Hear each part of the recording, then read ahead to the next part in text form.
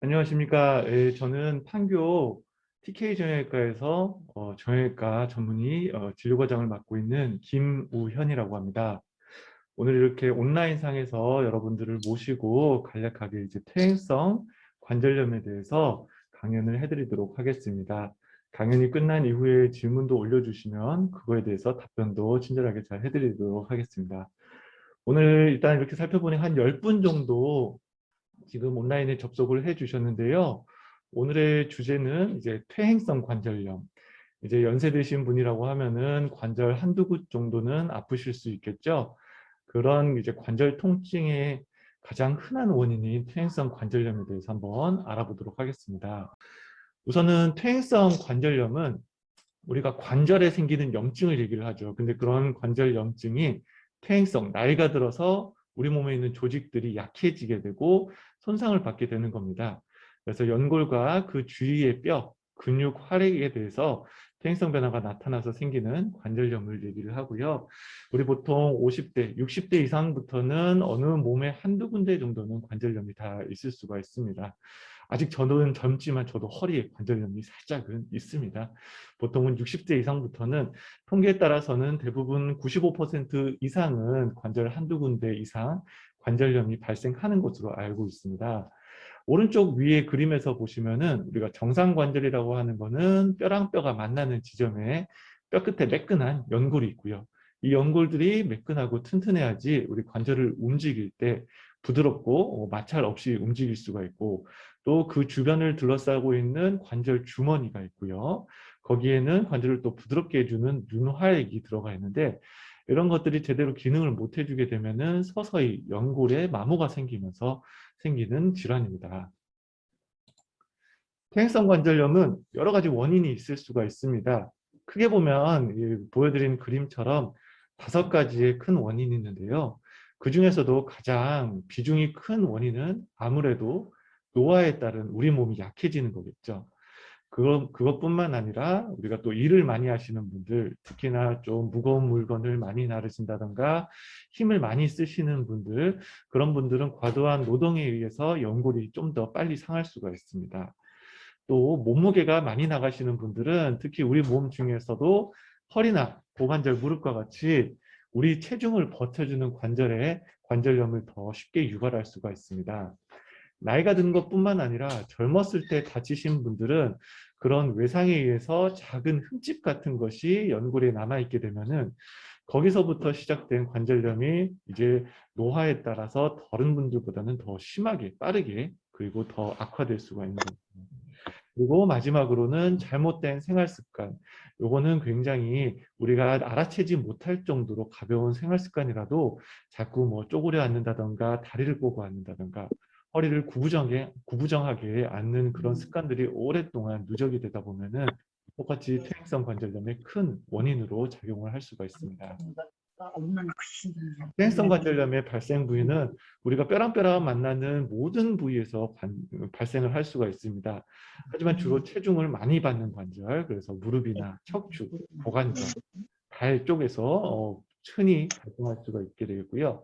그냥 그 상태로 방치하게 될 경우에는 계속 나빠지는 것이죠.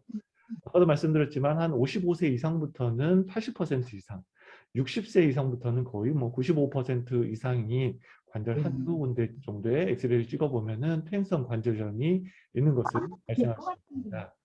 참 안타깝게도 우리가 남자들보다는 여성분들에서 이런 관절염이 더 흔하게 나타납니다. 특히나 무릎 관절염이 있으신 분들 중에 거의 환자분들의 80% 이상은 우리 할머니분들, 여성분들이 대부분 발생하게 되겠고요. 이런 것들은 이제 성별에 따른 원인도 있지만 기본적으로 여성분들이 남성들보다는 근력도 약하게 되고 있고, 출산이나 호르몬 변화에 의해서 큰 영향을 받게 돼서 뼈나 연골이 급격하게 나빠지는 것을 관찰할 수가 있습니다. 퇴행성 관절염의 흔한 증상은 여러분들도 알다시피 일단은 통증입니다. 아프죠. 더 날씨가 궂은 날이라든가 활동을 많이 하게 되면은 아프고 쑤십니다. 그러한 통증들이 뭐 흔하게는 뭐 욱신거린다, 시큰거린다, 따갑다 이러시는 분들도 있고요. 경우에 따라서는 뭐 열감이 있다던가 그런 식으로 나타나는 분들도 있습니다. 이런 관절염은 특히나 아침에 많이 뻣뻣합니다. 손을 많이 쓰시는 분들은 아침에 일어나게 되면은 손가락이 굉장히 많이 뻣뻣함을 호소하시고요. 그러다가 또 열심히 낮 동안에 활동을 하게 되면은 서서히 풀리면서 낮 동안에는 또 괜찮습니다.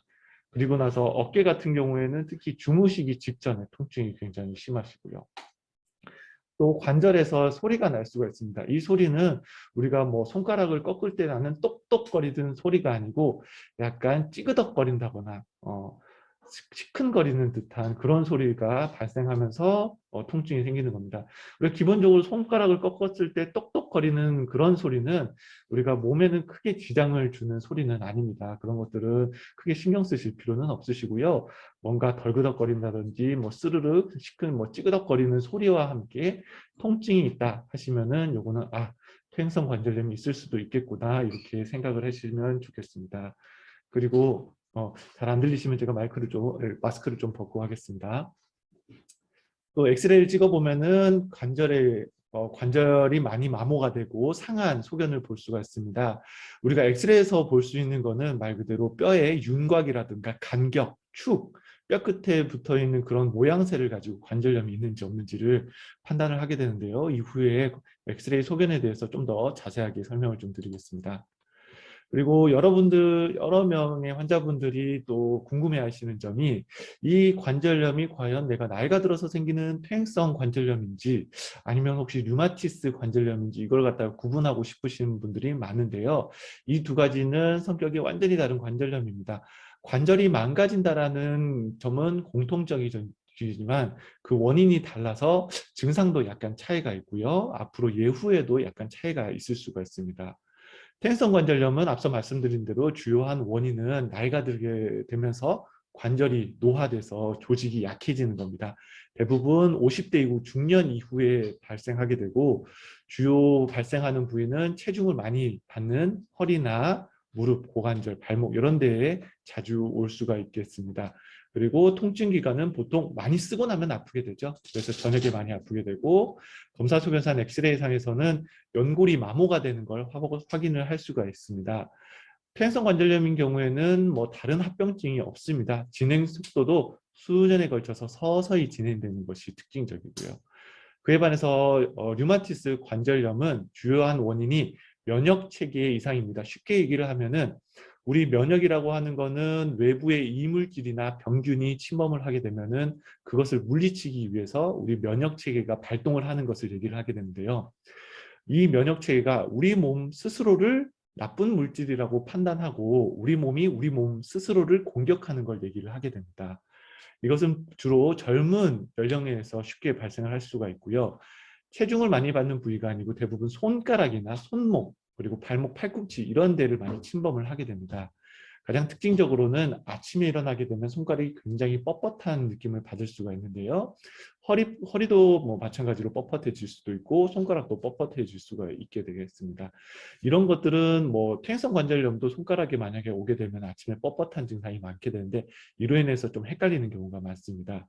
이런 류마티스 관절염은 확인하는 검사는 간단합니다. 우리가 보통 혈액 검사를 하게 되면은 이 류마티스 인자라고 하는 것들이 있고 우리 면역 세포를 검사하는 그런 피 검사가 있는데 그걸로 인해서 쉽게 판단을 할 수가 있습니다. 근데 이러한 류마티스 관절염은 최근 연구에서도 혈액 검사상에서 별 특별한 이상이 없는데도 불구하고 엑스레이 소견이라든가 특징적인 증상만으로도 진단을 내릴 수가 있게 되겠습니다. 이러한 류마티스 관절염은 우리 몸 관절뿐만 아니라 뼈도 공격을 하기 때문에 골다공증이나 혈관을 공격하게 되면은 복막경화 그런 것들이 같이 올 수가 있게 되고 우리 눈의 홍채라든가 다른 신경 부분도 침범을 하게 되면은 여러 가지 다양한 증상들이 굉장히 많이 발생을 할 수가 있습니다. 또한 이것들은 나빠지는 속도도 굉장히 빠르기 때문에 한번 질병이 발생을 해서 제대로 관리를 못 해주게 되면은 수개월 만에 확 나빠지는 소견을 보이게 됩니다. 그래서 관절염의 자가진단법으로는 우선은 자기 몸을 한번 잘 살펴봐야 됩니다. 한번 요 리스트를 한번 살펴보시고 이게 몇 가지에 해당되는지 한번 OX를 점수를 한번 매겨보시고 스스로 한번 확인을 해보시면 좋겠습니다. 차근차근 한번 읽어보도록 하겠습니다. 관절에 무릎 관절이나 이런 건 뭐 손목이라든가 발목에 붓고 물이 차는 증상이 있는지 없는지, 그리고 무릎에서 소리가 나는지, 아까 말씀드린 것처럼 똑똑 하는 소리가 아니고 뭔가 찌그덕 찌그덕 이런 소리가 나시면은 관절염인지 한번 확인을 해보시는 게 좋습니다. 무릎을 굽혔다 펴는 것이 잘 안 되시는 분들, 특히나 이런 분들은 앉았다 일어서는 동작이 잘 안 되기 때문에 꼭 바닥을 짚고 일어나셔야 된다던가, 아니면 주변에 뭐 책상이나 의자 같은 거를 지지를 하셔서 일어나시는 분들이 많습니다.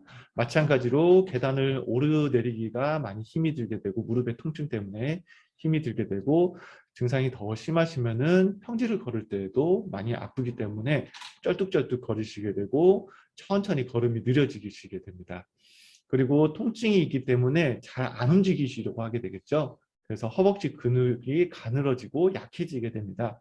그런 것들이 더 심해지게 되면 말 그대로 또 계단을 오르고 내리는데 힘이 들고, 앉았다 일어서는데 힘이 없다 보니까 더 뭐 애구구 소리를 내면서 일어나기가 더 힘들어지십니다. 그리고 관절이 망가지게 되면은 관절이 두꺼워집니다. 관절 주머니도 두꺼워지기 때문에 뼈 마디마디가 굵어지고, 이렇게 꼭 세게 누르게 되면은 아픈 통증이 나타나게 됩니다. 그리고 걷다가 갑자기 통증 때문에 무릎에 힘이 쭉 빠지면서 갑자기 주저앉고 싶은 그런 통증도 있을 수가 있게 되겠습니다. 관절염이 이제 중증도를 지나서 굉장히 심화가 되게 되면은 이제 골격의 변형이 일어나게 됩니다. 가장 흔한 변형이 무릎에서 옷자다리가 더 심해지시게 되는 거죠. 그리고 오래 쉬고 있다가 움직일 때 관절이 뻣뻣한 증상. 우리가 관절은 쉬게 되면은 염증 물질들이 한 곳에 많이 밀집이 되게 됩니다. 그런 것들이 오래되다 보면 관절을 뻣뻣하고 굳게 만들어서 한두 시간 정도 앉아 있다가 갑자기 움직이시려고 하게 되면은 통증이 발생하게 되는 것입니다. 이 위 리스트를 한번 보시고 자기가 몇 개에 해당하는지, 여기서 절반 이상 해당되신다 하시면은 증상이 있던 없던 병원에서 꼭 엑스레이도 한번 찍어 보시고 정형외과 전문의 진료를 한번 받아보시는 게 좋겠습니다. 그래서 퇴행성 관절염을 제대로 치료받기 위해서는 우선은 정확한 진단이 먼저 선행이 돼야 되겠죠. 진단을 하려면은 병원에 찾으셔가지고 간단한 엑스레이 검사부터 뭐 필요하다고 하면 MRI 검사까지 한번 해봐야 될 수도 있습니다. 관절이 조금씩 아프고 붓는 증세가 시작되면은 연골의 이상을 꼭 반드시 의심을 해 보셔야 됩니다. 이런 관절염들은 초기에는 아주 간단하게 불편한 증상으로부터 시작될 수가 있게 되겠습니다. 우리가 보통 관절염을 엑스레이로 찍어서 그 관절염의 중증도를 판단을 하게 되는데요. 우리가 소위 암에도 1기, 2기, 3기, 4기가 있듯이 관절염도 크게 보면은 4기까지 나눠볼 수가 있게 되겠습니다. 이런 관절염의 기수는 엑스레이를 보고 보통 판단을 하게 되는데요. 한번 차근차근 살펴보게 되면 관절염의 1단계는 사실 엑스레이 상에서는 크게 티가 나지가 않습니다. 연골이 조금 닳아서 두께가 조금 얇아진 상태인데, 연골은 기본적으로 엑스레이 상에서는 보이지가 않습니다. 그냥 빈 틈처럼 보이게 되는데요.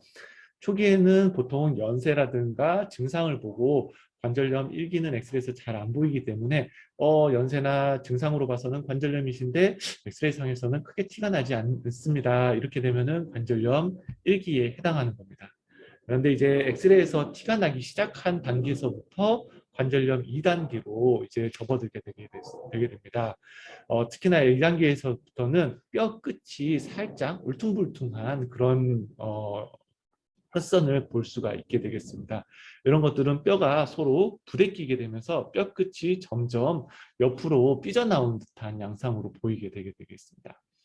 3단계 들어서서는 이 관절의 연골들이 급격하게 많이 닳게 되면서 이 뼈랑 뼈랑 만나는 그 간격이 눈에 띄게 확연하게 줄어들게 됩니다.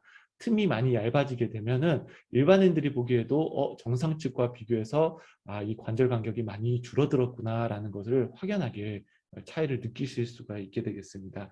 이것들이 좀 더 진행이 돼서 관절염 4기가 되게 되면은 그때는 연골이 하나도 남아있지 않는 상태가 되게 되면서 뼈랑 뼈가 완전히 붙어 있는 것을 볼 수가 있게 되겠습니다. 이쯤 되면은 통증도 굉장히 많이 심하고요. 엑스레이 상에서도 뼈가 굉장히 두꺼워져 있고 울퉁불퉁한 표면을 관찰할 수가 있습니다. 이 정도 관절염이 되시면은 그냥 육안으로 보셔도 아, 내 다리가 정말로 많이 굵어져 있고 변형도 같이 와 있구나를 쉽게 알아차릴 수가 있게 되겠습니다. 이러한 관절염들에서 가장 통증을 많이 유발하는 요인 자체가 연골이 마모가 되다 보면은 그런 연골을 회복시켜 주기 위해서 우리 몸에서 여러 가지 염증 물질들이 발생을 하게 되는데요. 그런 것들이 이제 관절 안에 쌓이고 누적되고 축적되면서 여러 가지 주변 조직들을 함께 약해지게 만들게 됩니다. 젊었을 때야 아주 근육도 튼튼하고 연골도 튼튼하고 그렇게 되면 아주 쫀쫀하고 매끄럽기 때문에 다양한 충격에 의해서 그만큼 쉽게 버틸 수가 있게 되겠지만 연골도 약해지고 힘줄도 약해지고 관절 주머니도 약해지면은 조금만 활동을 해도 통증을 많이 느끼게 되는 것이죠. 거기에다가 외부 충격이 조금만 있게 되면은 관절을 스스로 보호해주기 못하기 때문에 통증도 더 쉽게 되게 되고 뭐 일반적으로 관절을 삐끗한 염좌뿐만 아니라 뼛속까지 멍이 들게 되는 골 부종이라든지 더 심하게 되면은 뼈에 이제 제대로 된 영양을 못 받게 되면은 골괴사 같은 소견으로 관찰되기도 합니다. 이제 엑스레이로 좀 더 자세하게 보여드릴게요. 앞서 말씀드린 대로 정상적인 엑스레이 상에서 무릎 관절들은 위에는 허벅지뼈가 있고요. 아래는 정강이뼈가 딱 마주보고 있습니다. 가운데는 이렇게 빈 틈처럼 보이는 것이 실제로는 연골과 이 연골을 떠받들어주는 연골판은 엑스레이에서 안 보이기 때문에 이렇게 떨어져 있게 됩니다.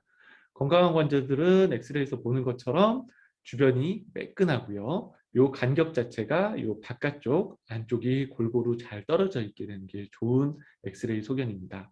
그런데 이제 초기 관절염은 약간 뼈 돌기가 이렇게 보이게 됩니다. 그리고 환자분들도 통증이 이제 호소하기 시작하고요.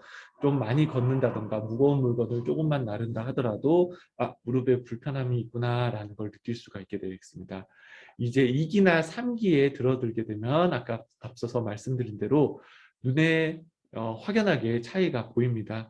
관절 간격이 정상에 비해서 많이 좀 좁아져 있으시죠. 그리고 뼈 주변으로 이런 돌기 같은 것들도 확연하게 삐쭉삐쭉 이런 것들이 자라 돋아나게 됩니다.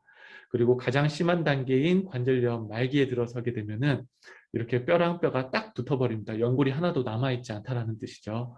관절 변형도 더 심하게 눈에 띄게 관찰될 수가 있습니다. 그리고 한 가지 제가 그림은 보여드리지 못했지만 내반 변형이라고 해서 O자다리가 있으신 분들이 있습니다. 이런 것들은 우리가 태어나서부터 O자다리가 있으신 분들도 있는데 다리가 O자다리가 되게 되면은 내 체중이 한 곳에 많이 집중이 됩니다. 주로 무릎 안쪽에 체중이 많이 실리게 되면서 안쪽 연골부터 많이 달아가기가 쉽고요. 연골이 달아서 또 간격이 좁아지게 되면 이 내반 변형 O자다리가 더 심해지시는 거죠. 그래서 나이가 많으신 관절염 환자분들은 다리가 굉장히 많이 휜 거를 관찰할 수가 있고 걷기에도 위태위태해 보이기도 합니다. 관절염의 이제 치료를 어떻게 하느냐에 대해서 기본적인 원칙부터 먼저 설명을 해드리겠습니다. 관절을 많이 쓰게 되면 아프기 때문에 일단은 관절에 실리는 하중을 많이 좀 줄여 주셔야 됩니다. 통증이 많이 심할 때에는 지팡이를 쓸 수도 있고요. 걷기, 땅을 딛기가 굉장히 심한 통증이 있으신 분들은 단기간 이런 지팡이보다는 목발을 짚을 수도 있습니다. 또 때에 따라서는 우리 유모차 같은 보행 보조 도구를 갖다가 사용할 수 있습니다. 이런 것들이 체중을 어느 정도 분산시켜 줌으로 인해서 무릎에 실리는 부담을 좀 줄여줄 수 있어서 이런 통증들을 좀 가볍게 해주는 효과를 나타낼 수가 있게 되겠습니다. 그리고 아프실 때는 쉬어주셔야 됩니다. 많이 걸을 때 내가 한 1시간 걷는다 할 때 아프다 싶으시면은 중간중간 한 10분에서 15분 정도 중간 정도 쉬어주시고 다리도 좀 풀어주시고 가볍게 움직여 주셔서 급격하게 무릎에 실린 관절의 부담을 좀 줄여주시는 것이 좋습니다. 그리고 기본적으로 물리치료는 어떤 것을 하면 좋냐고 물어보시는 분도 많은데 우리가 기본적으로 무릎 관절염이 있으신 분들은 따뜻한 온찜질이 좋습니다. 하지만 급하게 많이 움직이거나 많이 운동을 하고 난 이후에 열감이 있다던가 급격하게 부을 때에는 일시적으로 냉찜질을 해주시는 게 그런 급성 통증을 다스리는 데는 좋습니다. 하지만 기본적으로 평상시에는 따뜻한 온찜질을 해주시는 게 좋습니다. 이럴 때 뭐 필요한 거는 따뜻한 뭐 물수건을 얹어 놓고 계셔도 괜찮고요. 아니면 전기장판이라든가 그 전자레인지에 돌려서 데필 수 있는 그런 찜질팩 같은 걸 이용을 해주셔도 좋습니다. 무릎뿐만 아니라 손, 발목도 이런 온찜질을 해주시면 좋은데요. 손가락 같은 경우에는 병원에서 파라핀이라고 하는 그런 촌농에다가 손을 담그는 것도 있습니다. 이때는 그 파라핀이라는 촌농이 좋은 성분이 아니고요. 따뜻하게 해주는 원리를 이용하게 되는 겁니다. 그래서 굳이 파라핀이 아니더라도 따뜻한 물에 손을 담근다거나 아니면 조격처럼 따뜻한 물, 그런 대야에다가 물을 넉넉하게 받아두고 발을 담그고 있는 것도 통증 조절에 큰 도움이 되게 되겠습니다. 그리고 다리가 많이 붓는다 싶으시면은 집에 돌아오셔가지고 주무실 때 다리 밑에다가 베개를 넉넉하게 받쳐서 심장 높이보다 약간 들어올린 채로 주무시게 되면은 다음날 아침 부기가 많이 줄어드는 것을 볼 수가 있게 되겠습니다. 그럼에도 불구하고 계속 아프시다고 하면 이제 병원을 좀 찾아주셔야 될 텐데요. 이제 정형외과 의사로 이러한 퇴행성 관절염들을 다스리는 방법들은 물론 여러 가지 방법이 있습니다. 하지만 증상이 심하지 않고 아직 관절염 초기라고 하면은 급성 통증은 대부분 약물 치료로 좋아질 수가 있습니다. 이럴 때 쓰는 약물들은 보통 소염 진통제를 많이 씁니다. 우리가 보통 소염 진통제 하면은 환자분들이 이거 그냥 잠깐만 안 아프게 해주는 거 아닌가요? 이러면서 약을 꺼려 하시는 분들도 있습니다. 또 어떤 분들은 약을 먹으면 속도 불편하고 뭐 몸도 붓는 것 같다 이렇게 호소하시는 분들이 있는데요. 소염 진통제의 원리는 우리 몸에 쌓여있는 염증을 깔아앉혀 줌으로 인해서 염증으로 인한 통증을 줄여주는 효과가 있습니다. 염증을 다스린다는 것이죠. 그래서 단순히 통증만 가시게 하는 것이 아니고 염증도 같이 깔아앉혀 주기 때문에 아프실 때는 약을 드셔주시는 게 좋습니다. 다만 이제 위장이 좀 약하신 분들은 꼭 처방하실 때 의사한테 얘기를 해서 내가 위장이 약해요 하면은 좀 더 순한 약이라든가 위장 보호제를 좀 쓸 수가 있게 되겠고요. 몸이 좀 부으시는 분들도 있는데 이런 분들은 보통 혈압이나 고혈압 같은 걸 오래 앓고 계시는 분들이 이런 정형외과에서 쓰는 소염 진통제를 먹다 보면 혈액순환이 잘 원활하게 안 되게 돼서 다리나 몸이 좀 붓는 경우가 있습니다. 어떤 분들은 몸이 붓는 걸 살이 찐다라고 이렇게 표현하시는 분들이 또 있는데요. 체중이 느는 건 살이 쪄서가 아니고 우리가 체액이 제대로 배출을 못하게 되게 돼서 몸이 붓는 걸 얘기를 하게 되는 겁니다. 그 밖에 또 쓸 수 있는 약은 파스를 붙이는 거라든가 바르는 파스 같은 것도 국소적인 통증을 다스리는 데 굉장히 효율적입니다. 그리고 물리치료는 앞서 말씀드린 대로 따뜻한 온찜질이 주요 그 물리치료고요. 다만 뭐 주사를 맞는다든가 통증이 너무 심하고 열감이 있다거나 굉장히 아프신 분들은 병원에서 하는 냉각치료도 효과가 어느 정도 있을 수가 있습니다. 그러한 물리치료에 부과해서 뭐 저출력 레이저라든가 초음파 치료 같은 것도 도움이 될 수가 있게 되겠습니다. 그리고 관절에 좋은 운동을 많이 해주셔야 됩니다. 사실 우리가 여러 가지 병원에서 하는 치료들은 직접적으로 약, 주사, 시술, 수술이 있지만 만약에 시술이나 수술로 가지 않는 초기 관절염의 경우에는 가장 중요한 것은 사실은 운동입니다. 운동. 이런 약이나 물리치료는 단순히 단기간에 급한 통증들은 빨리 없앨 수는 있지만 또다시 그대로 우리 뭐 생활 습관을 개선시키지 못해주고 관절을 튼튼하게 못해주게 된다면은 약을 끊으면 다시 아파질 수가 있고 또 물리치료도 중단하게 되면 다시 아파질 수가 있는데 이러한 약물이나 물리치료는 단기간에 효과를 얻을 수 있는 단기 치료에 해당하는 것이고요. 우리가 좀 더 장기적으로 봤을 때는 우리 몸을 스스로 튼튼하게 해주는 것이 가장 좋은 치료라고 볼 수 있습니다. 그때 운동요법이라고 하는 운동치료는 우리가 흔히 나는 걷는 운동을 참 많이 해요. 많이 걸어도 많이 아파요. 이렇게 말씀하시는 분들이 많은데요. 이거는 조금 잘못 알고 계신 겁니다. 우리가 주구장창 느린 속도로 오래 걷는 거는 오히려 관절을 많이 쓰는 것이 되게 됩니다. 그래서 보통 걷기 운동을 권장할 때에는 물론 걷기 운동은 좋은 겁니다. 걷는 운동을 하지 말라는 것은 아니고요. 걷는 것도 굉장히 잘 걸으셔야 됩니다. 그래서 느리게 천천히 오래 걷는 거는 전혀 좋은 운동이 아니고요. 차라리 걷기 운동을 하실 때는 짧고 굵게 활기차게 걷는 운동을 하시고, 걷는 운동은 최대한 많이 걸어도 1시간을 넘기지 않는 것이 좋습니다. 보통 걸음수로 따지게 되면 보통 한 7,000보에서 8,000보가 되게 되는데요. 이 이상은 넘기지 않는 것이 좋습니다. 오히려 걷는 운동보다는 근육을 튼튼하게 해주는 그런 운동을 하셔야 됩니다. 그래서 지금 표에 나와 있는 것처럼 튼튼하게 걷기 운동, 튼튼한 근육 운동을 키우기 위해서는 근력을 쓰는 운동을 하셔야 되죠. 우리 젊은 남자분들도 근육을 키우기 위해서 헬스장 다녀도 뭐 러닝머신만 달리지는 않죠. 역기나 아령을 이용해서 힘을 주면서 운동을 하듯이 우리가 무릎의 가장 중요한 근육인 허벅지 근육과 종아리 근육 운동을 튼튼하게 해주시는 운동을 해야 됩니다. 그래서 권해드리는 운동은 안전한 운동 중에서는 실내에서 타는 자전거라든가 우리 수영장에서 물장구를 치는 그런 아쿠아로빅이나 수영 운동, 그런 것들이 좋고요. 그리고 통증이 심하지 않으신 분들은 아파트 계단에서 한 발 한 발 천천히 올라가는 계단 운동, 그리고 뭐 집에서 또 스태퍼라고 하죠. 제자리에서 계단 밟는 운동 같은 걸 해주시면 또 좋고요. 그리고 스쿼트 운동, 앉았다가 일어섰다 하는 그런 동작을 얘기를 하는 건데, 이제 연세 드신 분들은 푹 주저앉는 스쿼트보다는 한 의자 정도 되는 높이 정도까지만 무릎을 구부렸다 폈다 해주는 절반 정도 되는 스쿼트 운동을 좀 해주시면은 이런 근육들을 쉽게 또 키울 수가 있게 되겠습니다. 이런 초기 관절염이 더 심해져서 통증이 잘 조절이 안 되시는 분들은 이제 중기 관절염에 해당이 되게 되고요. 이때부터는 좀 더 병원에서 적극적으로 치료를 하셔야 됩니다.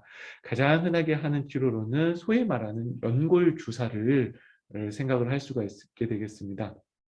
소위 연골 주사는 어, 관절에 물이 차신 분들은 물을 좀 빼내야 될 필요가 있습니다. 여기서 또 여러 가지 궁금하신 점이, 물을 한번 빼기 시작하면 자꾸 빼야 되지 않나요? 이렇게 말씀을 하시는데요.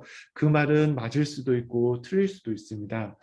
관절에 물이 생긴다고 해서 모든 걸 다 뽑지는 않습니다. 대부분 관절에 물이 생기는 거는 우리 몸이 스스로 관절을 보호해주기 위해서 관절 안에 물을 많이 생성을 하게 되는 거고요. 그 물이 소량일 경우에는 휴식만 충분히 취해주시고 약물만 잘 복용하셔도 우리 몸 스스로가 그 관절의 고인물을 재흡수를 합니다. 하지만 관절이 물이 너무 많이 차게 돼서 관절 움직일 때 굉장히 제한 사항이 많으시다던가 걸음걸을 때도 굉장히 많이 불편하시게 되면은, 그때 돼서는 우리가 다시 재흡수를 하는데 시간도 굉장히 오래 걸리고 너무 오랫동안 불편하시기 때문에 그때는 관절에 물을 빼고 치료를 하시는 게 좋습니다. 그래서 무작정 관절에 물이 고인다고 해서 다 뽑는 건 아니고요. 증상과 그 고여있는 물의 양에 따라서 관절에 물을 빼내는 것이 오히려 도움이 될 수도 있습니다. 그리고 난 다음에 그 관절 공간 안에다가 연골 주사를 놓게 됩니다. 이때 들어가는 성분은 히알루론산이라고 하는 성분인데요. 우리 몸에서 윤활제 역할을 해주는 그런 성분입니다. 우리 몸에 실제로도 존재하고 있는 그런 물질이기 때문에 우리 몸 안에 들어간다고 해서 해가 되거나 뭐 관절을 망가뜨린다거나 그러한 물질들이 전혀 아닙니다. 예를 들면 이런 겁니다. 기계가 만약에 톱니바퀴가 녹이 쓸어가지고 기계가 돌아갈 때 찌그덕거리고 뭐 원활하게 잘 안 돌아가게 되면 거기에다 기름칠 해주면 원활하게 잘 움직이듯이, 이런 히알루론산은 관절액에 대해서 윤활제 역할을 하기 때문에 그 관절 공간 안에 이러한 주사 성분을 넣어주게 되면은 관절을 좀 더 부드럽게 만들어주게 되고 울퉁불퉁한 관절 연골을 보호해 주니까 관절이 더 급속도로 망가지는 것을 예방하는 효과도 있습니다. 이러한 여러 가지 주사 치료에도 불구하고 통증이 심하신 분들은 이제 수술까지도 고려를 해 봐야 되는데요. 사실상 여기 나와 있는 대로 관절경 수술을 해서 관절 안을 깨끗하게 세척하는 수술은 실제로 병원에서 많이 하지는 않습니다. 이런 것들은 뭐 깨끗하게 세척을 한다고 해도 이런 효과가 오래 가지는 않기 때문에 이런 관절경 수술보다는 오히려 관절이 더 급격하게 나빠지게 되면은 인공관절 수술을 생각을 해 보셔야 되는 거죠. 그리고 관절이 많이 휘어 있으신 오다리 변형이 심하신 분들은 절골술이라고 해서 다리를 반듯하게 펴주는 교정 수술을 많이 하기도 합니다. 앞서 말씀드린 대로 관절이 이렇게 많이 망가지게 되면은 이때는 약이나 주사가 별로 효과가 없습니다. 효과가 있다 한들 며칠 안 갑니다. 몇 개월 안 가고요. 대부분 주사 효과는 6개월 이상을 기대를 하고 치료를 합니다. 근데 이러한 치료에도 불구하고 뭐 한두 달 안에 급격하게 또 아프고 또 아프다 하시면은 더 이상 주사 맞는 게 의미가 없기 때문에 인공관절 수술을 하게 됩니다. 수술을 하게 되면은 나쁜 관절들은 싹 다 이제 절제를 하게 되고 튼튼한 합금으로 된 인공관절을 넣게 되면은 이제 더 이상 통증이 없게 되는 것이죠. 하지만 이러한 인공관절 수술도 완전히 오롯이 내 관절같이 편안하지는 않기 때문에 관절염 초기에는 이런 수술을 하지 않습니다. 최대한 버틸 수 있을 때까지 버텨서 내 무릎을 최대한 오랫동안 쓴 다음에 그 다음에도 약이라든가 주사에 효과가 더 이상 없게 되게 되면은 그때 조심스럽게 수술적 치료까지 고민을 해보게 됩니다. 앞서 말씀드린 관절강 주사요법에 대해서 좀 더 자세하게 설명을 드리겠습니다. 소위 주사를 맞으시면은 환자분들 절반이 이거 뼈 주사 아니에요? 물어보시는 분들이 많습니다. 하지만 연골 주사는 뼈 주사랑은 완전히 다른 겁니다. 소위 우리가 조심해야 되는 뼈 주사는 스테로이드라는 성분이 주된 성분으로 주사를 놓는 거고요. 스테로이드는 정말로 우리가 인류가 개발하고 발견한 물질 중에 가장 강력한 항염증 물질입니다. 이 주사를 맞게 되면은 염증을 갖다가 가장 강력하게 억제함으로 인해서 통증도 같이 좋아지게 되는 것이죠. 근데 이러한 염증 반응들은 나쁘게 말하면은 통증 때문에 부정적인 이미지가 강하지만 우리가 몸에 손상이 있게 되면 이것들을 회복시켜 주려고 하는 그러한 반응들도 염증 반응입니다. 관절염뿐만 아니라 뭐 힘줄염, 소위 말하는 뭐 엘보라든가 건초염 이런 것들도 염증 반응의 일종인데요. 이거는 우리 몸 스스로를 회복시켜 주기 위해서 우리 몸 스스로 만들어내는 염증 반응인 것입니다. 이런 거를 스테로이드로 치료를 하게 되면 얘는 효과가 굉장히 빠르고 좋습니다. 치료도 한 번만 딱 받게 되면은 뭐 다음 날이나 다다음 날 거짓말처럼 안 아프게 되는 것이죠. 정말로 뭐 어떤 분들은 주사 한 대 맞으시니까 거짓말처럼 안 아프다 말씀하시는 것들이 대부분 이런 스테로이드 뼈주사 성분인 겁니다. 하지만 이런 것들은 효과가 굉장히 좋은 반면에 우리 몸 스스로 낫게 하려고 하는 염증 반응도 같이 억제를 시켜주기 때문에 주사 약효가 다 되게 되면은 또다시 재발할 가능성이 높게 되고요. 이런 걸 장기간 투여하게 되면 우리 몸이 제대로 회복되지 못하고 점점 약해지게 됩니다.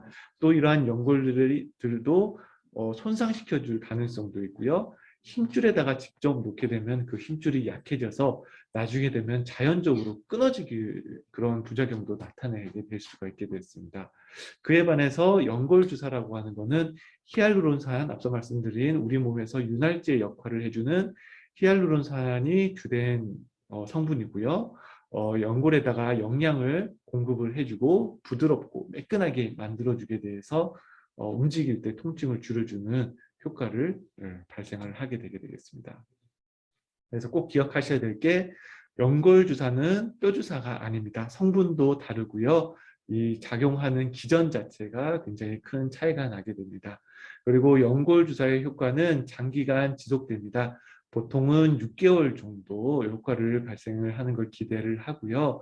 그리고 죄송합니다. 지금 건물에서 소방 점검을 하느라고 사이렌이 가끔씩 울리고 있습니다. 연골 주사는 효과가 장기간 지속되는데 대부분 6개월 이상 효과를 기대를 하게 됩니다. 6개월 이상 지내게 되면은 이러한 히알루론산도 우리 몸에서 서서히 분해가 되면서 또다시 증상이 나타날 수가 있게 되기 때문에 대부분 6개월마다 병원에서 엑스레이를 또 찍어보고 증상이 있게 되면 또 연골 주사를 맞으면서 그런 부족해진 히알루론산이라든가 부족한 활액막을 보충을 해주시는 것이 좋습니다. 또 아까 말씀드린 대로 히알루론산은 우리 몸에서 유래한 성분과 거의 동일하기 때문에 비교적 안전하고 전신 부작용이 적습니다. 아예 없다고는 할 수 없습니다. 어떤 분들은 주사 맞고 나서 주사 부위가 굉장히 뭐 통증이 심하신 분들도 있고요. 뭐 어떤 분들은 좀 몸이 가렵다고 하시는 분들도 있는데 그거는 굉장히 극소수에 발생하는 뭐 이상 반응인 경우가 많고요. 대부분 특별한 부작용이 없는 경우가 굉장히 많습니다. 그래서 연골 주사는 또 어떤 분들은 뭐 어느 병원에서는 뭐 3번 맞는 주사도 있고 5번 맞는 주사도 있고 어떤 병원에서는 1번 맞는 주사도 있다 하시는데 다 맞습니다. 하지만 이런 성분들은 히알루론산 성분을 어떻게 가공하느냐에 따라서 뭐 한 번에 맞고 끝내는 분들도 있고 어떤 데는 3번에 나눠서 일주일 간격으로 3번 나눠서 맞는 병원도 있고 그거는 이제 환자분의 통증이라든가 우리가 병원에 얼만큼 자주 오실 수 있는지 그런 거에 따라서 의사들이 보고 판단을 하는 겁니다. 효과는 대부분 거의 동일하다고 보시면 되게 되겠습니다. 이런 그 주사가 이제 한 번에 맞게 되는 원리는 이러한 히알루론산을 굉장히 농축시키고 양을 조금 더 많게 하기 때문에 3번에 나눠 맞는 주사보다는 통증이 조금 더 있을 수가 있게 되겠습니다. 그래서 집에서 가까우신 분들이나 좀 시간적 여력이 되시는 분들은 여러 번 나눠서 맞는 거를 권해드리고 있고요. 병원에 자주 못 오시거나 증상이 심하신 분들은 그냥 한 번의 주사를 딱 세게 맞고 증상을 좋게 하는 것이 도움이 될 수가 있게 되겠습니다. 연골 주사의 효과는 염증을 제거해주고 관절을 부드럽게 만듦으로 인해서 통증을 완화시켜 줍니다. 그리고 아까도 말씀드렸듯이 기계에다가 기름칠을 해주면은 마모도 덜 일어나게 되죠. 그래서 연골이 닳는 것을 막고 손상된 연골들을 보호해 줄 수가 있게 되겠습니다. 하지만 여기서 이제 오해하지 말아셔야 될 것이 연골 주사를 맞는다고 해서 어떤 이미 마모가 돼버린 연골이 새로 생기거나 낫는 것이 아닙니다. 증상을 부드럽게 해주는 것이고요. 안타깝게도 연골은 한번 손상이 되게 되면은 재생되기가 굉장히 어려운 그런 조직입니다. 이런 것들 때문에 지금도 뭐 줄기세포라든가 이런 것들이 굉장히 다양하게 시도는 되고 있지만 아직까지 그 효과에 대해서 명확하게 줄기세포가 효과가 있다라고 100% 말씀드리기가 어렵고요. 그리고 보험도 되지가 않기 때문에 이런 뭐 재생치료나 이런 것들은 가격도 굉장히 비싸고 그 결과에 대해서 의사들 사이에서도 굉장히 논쟁거리가 많은 치료이기도 합니다. 이 연골 주사는 최대한 정상에 가까운 관절 환경을 조성해 줌으로 인해서 효과를 좀 더 오랫동안 유지시켜주는 그런 장점이 있습니다.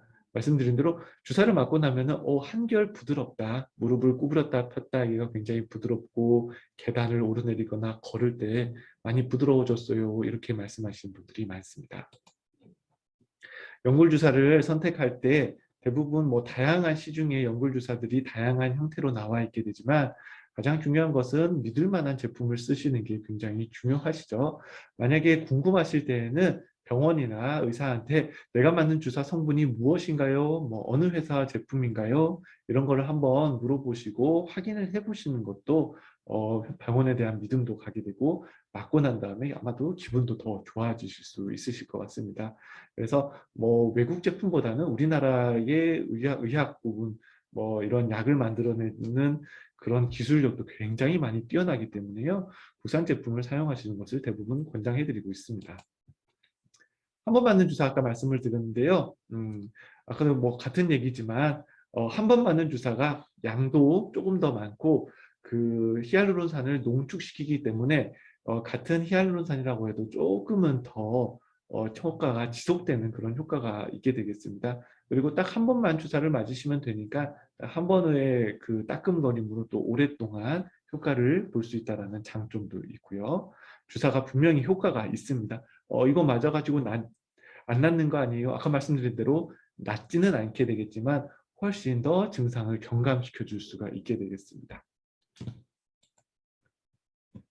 아까도 말씀드렸지만 병원이 멀어서 저희 병원도 워낙에 저희 원장님이나 저희 병원 자체가 무릎 관절로 인해서 굉장히 유명한 병원이다 보니까 전국 각지에서 여러 환자분들이 오십니다. 정말 뭐 해남 따끈 마을에서부터 제주도에서부터 올라오시는 분들이 있는데 그분들 일주일 간격으로 맞는 주사를 갖다가 3주 동안 맞으시라고 하시면은 교통비도 많이 드시고 뭐 그렇다고 해서 저희 병원 근처에서 뭐 일주일 동안 뭐 숙식을 할 수가 없기 때문에 이런 분들은 대부분 한 번 맞는 주사를 권해드리고 있고요.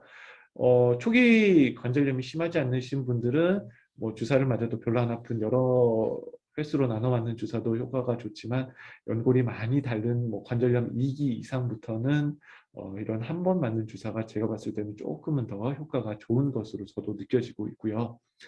한 번 찌를 때마다 굉장히 그런 주사에 공포가 많으신 분들이 있습니다. 나는 너무 주사 맞기 싫어요 하시는 분들은 그냥 눈 딱 감고 주사 한 번에 끝내는 이런 주사가 훨씬 나을 수도 있습니다. 주사를 맞게 되면 몇 가지 좀 조심하셔야 될 분들, 몇 가지 조심하셔야 될 주의사항이 있습니다. 저희도 주사 맞고 주사 맞으신 분들 항상 안내문으로 이런 것들을 좀 지켜주십사 하고 부탁드리는 부분들이 있는데요. 주사를 맞으시면은 어떤 분들은 아프고 어떤 분들은 안 아프다. 어떤 분들은 앞서 주사 맞고 오는데 멀쩡히 걸어서 진료실 나오시는 분들인데 어떤 분들은 막 쩔뚝쩔뚝거리시면서 진료실 나오시는 분들도 있습니다. 이거는 뭐 무릎이 더 나쁘고 안 나쁘고의 여하를 떠나서요. 주사를 맞으시면은 보통 굉장히 뻐근하고 아프십니다. 보통 한 이틀 정도는 뻐근함을 느끼시기 때문에 주사 맞은 날이라든가 다음 날은 대부분 평상시 하셨던 운동을 좀 쉬는 걸 권해드리고 있습니다. 관절의 체중을 함부로 꽉 싣게 되면은 주사가 만약에 관절 주머니 안에 어느 한 곳에 몰려 있게 되면은 통증이 굉장히 심할 수가 있게 될 수가 있기 때문에 체중을 싣기보다는 그냥 앉아서 무릎을 좀 접었다 폈다 이렇게 좀 풀어주시는 게 좋습니다. 굉장히 드물기는 하지만 또 주사바늘로 인해서 우리 몸에 나쁜 균이 침입할 경우가 있게 되겠는데요.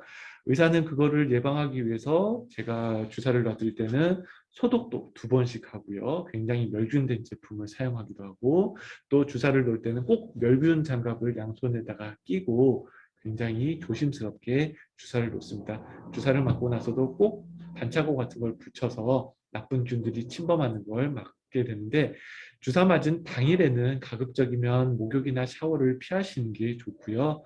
원래 하셨던 수영도 다음 날부터 하시는 걸 권해드리게 되겠습니다.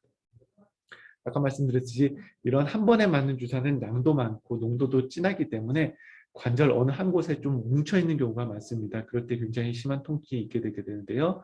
그런 주사를 맞고 난 직후에 발생한 통증들은 병원에서 물리치료를 좀 받고 풀어주신다거나 바로 걷는 게 아니고 좀 앉으셔가지고 무릎을 좀 구부렸다 폈다 하면서 주사약이 잘 퍼뜨려지게끔 그렇게 해주신 다음에 움직이시는 게 좋습니다. 하지만 이런 치료들보다는 우리가 궁극적으로는 관절염이 아예 없는 것이 가장 좋게 되겠죠. 관절염이 이미 있으신 분들은 제가 앞서서 말씀드린 것처럼 여러 가지 약물 치료, 운동 치료, 주사 치료를 하게 하면 좋지만 관절염이 없으신 분들은 앞으로도 관절염을 발생되지 않도록 우리가 여러 가지 생활 습관을 개선을 해주시는 게 좋습니다. 미리미리 무릎을 보호해 주시면은 이런 관절염 때문에 나중에 주사를 한 번 맞네, 3번 맞네 이런 고민들도 안 하실 수가 있게 되게 되겠죠. 우리가 관절염을 갖다가 예방하기 위해서는 작은 사소한 생활 습관도 굉장히 중요합니다. 우리나라 사람들은 대부분 방바닥에서 앉는 습관들을 생활 방식들을 많이 하기 때문에 무릎을 많이 구부리는 자세, 특히 무릎 꿇고 앉는다던가 무릎을 쪼그리 앉는 그러한 자세가 굉장히 좋지 않고요. 양반 다리를 하는 것도 결국은 무릎을 과도한 체중이 많이 실리게끔 하는 습관이기 때문에 양반 다리도 좋지가 않습니다. 그래서 의자에서 앉아서 생활하는 좌식 생활 습관을 길러주시는 게 좋습니다. 무릎이 아프실 때에는 계단이나 언덕길은 가급적 피하시고 엘리베이터나 에스컬레이터를 이용하는 게 좋지만 또 너무 무릎을 안 쓰게 되면 근육이 약해지기 때문에 저는 가급적이면 계단 운동은 하시는 걸 권해드리게 되겠습니다. 그리고 갑자기 붓거나 아플 때는 냉찜질, 그리고 꾸준하게 그냥 평상시 불편하실 때는 따뜻한 온찜질이 좋습니다. 앞서 말씀드렸듯이 무릎 주변을 튼튼하게 해주는 근육을 잘 길러주셔야 되는데요.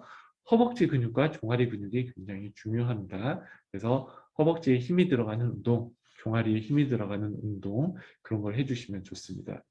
그리고 신발도 굉장히 중요합니다. 물론 특별한 날이나 그런 날에는 예쁜 구두나 뾰족 구두, 힐이나 이런 걸 신는 것도 좋지만 가급적이면 그런 신발들은 피해 주시고요. 발이 편안해야지 우리 몸의 체중이 골고루 분산이 되기 때문에 편안한 신발, 단화라든가 운동화 같이 밑바닥이 쿠션한 신발을 신는 걸 권해드립니다. 그리고 체중이 많이 나가시는 분들은 말 그대로 내 체중이 무릎 관절을 무리하게 만들고 더 빨리빨리 나빠지게 되므로 체중을 줄여주시면 관절에 실리는 체중도 굉장히 줄어들 수가 있게 되겠습니다. 실제로 연구에서도 체중을 1kg씩 줄어들게 되면은 증상이 10%씩 감소하게 된다고 합니다. 그래서 몸무게를 5kg만 줄이셔도 우리가 아무 치료를 안 해도 통증의 절반이 그냥 사라지는 겁니다. 그래서 체중 조절도 굉장히 중요하신데요. 내가 체중이 많이 나가는데 무릎이 아파서요, 운동을 할 수가 없어요 하시는 분들은 당연히 무릎 통증에 무리가 될 만한 운동들은 피하시고요. 뭐 자전거 타기라든가 수영처럼 내 체중을 싫지 않고 할 수 있는 운동을 해주시면 좋습니다. 물론 헬스장에서 하는 기구를 이용한 운동도 도움이 되고요. 체중을 줄여주기 위해서는 유산소 운동을 많이 하셔야 되는데요. 유산소 운동은 쉽게 말해서 운동을 하게 되면 숨도 차고 땀도 나고 심장이 빨리 뛰는 운동을 말하게 됩니다. 그래서 걷기 운동뿐만 아니라 아까 말씀드린 자전거라든가 수영도 굉장히 좋은 유산소 운동이라고 말할 수 있게 되겠습니다. 그래서 간단하게 기억하기 쉽게 퇴행성 관절염에서 이것만은 꼭 기억하셨으면 좋겠습니다. 첫 번째, 줄이고, 이때는 체중을 많이 줄여 주셔서 무릎에 부담을 줄여 주시는 것. 두 번째 움직이고 규칙적인 운동. 이때는 체중을 줄여주기 위해서는 유산소 운동을 해주시는 게 좋고요. 근육을 키워주기 위해서는 근력 운동을 해주시는 게 좋습니다. 근육이 빠지게 되면 관절도 더 약해지게 되고 통증도 더 심해지게 되고 또 아프면 또 움직이기가 더 쉽게 되고 이러한 악순환이 계속되기 때문에 움직이시는 게 좋습니다. 마지막으로 키우고, 이때 키우고는 당연히 근육을 단단하게 키워주셔야 됩니다. 아까도 말씀드린 똑같은 말입니다. 허벅지 근육과 종아리 근육, 이 두 가지 근력 운동을 튼튼하게 해주시면 좋겠습니다. 그리고 통증은 참지 마십시오. 통증을 참게 되면은 이러한 통증들은 점점 더 심해지기만 할 뿐입니다. 꼭 중간에 주사라든가 약물을 통해서 통증을 한번 꾹 눌러주시는 것이 장기간으로 봤을 때 통증을 조절하는데 굉장히 중요한 포인트입니다. 그러기 위해서 연골 주사를 꼭 챙겨서 맞는 것이 도움이 되실 거고요. 따뜻한 온찜질이라든가 온욕을 갖다가 생활하시면은 훨씬 좋습니다. 꼭 굳이 병원에 와서 물리치료를 하시는 게 좋은 게 아니고요. 집에서도 손쉽게 온찜질만으로 병원에서 하는 물리치료 효과를 충분히 얻으실 수가 있습니다. 그리고 근력에 도움이 될 만한 다리 드는 운동, 수영, 실내에서 타는 실내 자전거 운동을 통해서 근육을 건강하게 키워주시면 좋게 되겠습니다. 간단하게 운동 방법을 하나만 좀 소개시켜 드리자면은 지금 앉아있는 자세에서 한번 따라해 보시면 좋을 것 같습니다. 일단은 편안하게 의자에 앉아 주시고요. 한쪽 다리를 90도로 그냥 다리를 쭉 뻗는다고 생각하시면 좋은데 이때 발목은 최대한 몸쪽으로 당겨 주셔가지고 이 허벅지 뒤쪽과 종아리 뒤쪽에 이 살짝 당기는 느낌을 느껴주셨으면 좋겠습니다. 처음에 들어 올려줄 때는 최대한 발목을 몸쪽으로 당겨주시고 이 상태에서 한 5초 정도 멈춰주십니다. 하나, 둘, 셋, 넷, 다섯 하시고 다음 발목을 최대한 몸 먼 곳으로 쭉 밀어줍니다. 이때는 발목 위쪽으로 뻐근함을 좀 느끼시게 되겠죠. 똑같이 5초 정도 멈춰주십니다. 하나, 둘, 셋, 넷, 다섯 그리고 천천히 내려주십니다. 아까 발목을 당겨주시면서 5초, 발목을 쭉 밀어주시면서 5초, 약 한 10초 정도 무릎에 힘이 딱 쥐어지시는 것이 느껴지셨죠? 그런 식으로 한번 발을 쭉 뻗을 때마다 약 10초 정도 허벅지 근육에 힘을 튼튼하게 주시다 보면은 근육에 힘이 붙는 걸 느끼시게 될 겁니다. 이때는 일부러 숨을 참지는 마시고요. 충분히 편안하게 호흡을 하시면서 근육 운동을 해주시면 좋겠습니다. 근육 운동뿐만 아니라 스트레칭 운동도 많이 해주셔서 이런 인대도 좀 풀어주셔야지 부상을 예방할 수가 있습니다. 스트레칭 운동은 간단합니다. 우리가 쭉 바닥에 앉은 상태에서 무릎을 핀 상태로 몸을 앞으로 쭉 구부려 주시는 앞으로 굽히기 스트레칭, 그리고 다리를 쭉 뻗은 상태에서 다리 힘만으로 쭉 뻗어 올려주시는 다리 들기 운동, 그리고 서서 어느 한쪽에다 벽이나 의자에다가 몸을 지지한 상태로 종아리 허벅지 근육을 쭉 늘려주시는 무릎 당기기 스트레칭, 이런 것들도 같이 병행을 해주시면 좋겠습니다. 앞에서 의자에서 하는 운동이랑 이런 스트레칭 운동 다 한꺼번에 한다 하더라도 하루에 뭐 10분 이상을 넘기지는 않을 겁니다. 아주 간단한 운동이기 때문에 일상생활에서 수시 때때로 가급적이면 아침, 점심, 저녁 하루 3번씩 10분, 10분, 10분 이렇게 하는 것을 권장을 해드립니다. 궁금하신 점이 더 있으시다고 하면은 이제 저희 병원에서 저희 원장님과 여러 가지 유용한 정보들을 유튜브로 만들어 놨습니다. 생활 습관에 뭐 필요한 이런 여러 가지 정보뿐만 아니라 질병에 관한 내용도 있고요. 앞서 제가 뭐 서둘러 얘기를 했지만 이런 무릎 관절염을 예방할 수 있는 그러한 정보들도 해놨습니다. 유튜브에다가 우리가 저희 병원 TK 정형외과라고 검색을 하셔도 좋고요. 아니면 우리 교수님 김태균 교수 TV라고 검색을 해주셔도 좋습니다. 혹시 지금 뭐 컴퓨터 모니터로 보시는 분들은 제가 QR코드를 이렇게 띄워놨는데 핸드폰으로 카메라 어플을 켜시고 이 QR코드에 갖다 대시면은 저희 유튜브로 바로 연결이 됩니다. 그래서 여기 유튜브 안으로 들어가셔가지고 구독 눌러주시고요. 여러 가지 동영상들이 많이 저희가 올려놨는데 차근차근 시간 되실 때마다 한 편씩 보시면은 정말 여러 가지 지식 측면뿐만 아니라 내 무릎을 잘 건강하게 관리하는 데 큰 도움이 될 것 같습니다. 그래도 불편하거나 궁금하신 점이 있으시면요. 저희 병원 TK 정형외과 어디 있는지 아시죠? 지도에 표시된 대로 오시게 되면은 저뿐만 아니라 저희 원장님 두 분이서 아주 친절하고 자세하게 설명드리고 또 잘 치료해 드리도록 하겠습니다. 제가 오늘 준비한 강연은 여기까지고요. 경청해 주셔서 감사합니다. 혹시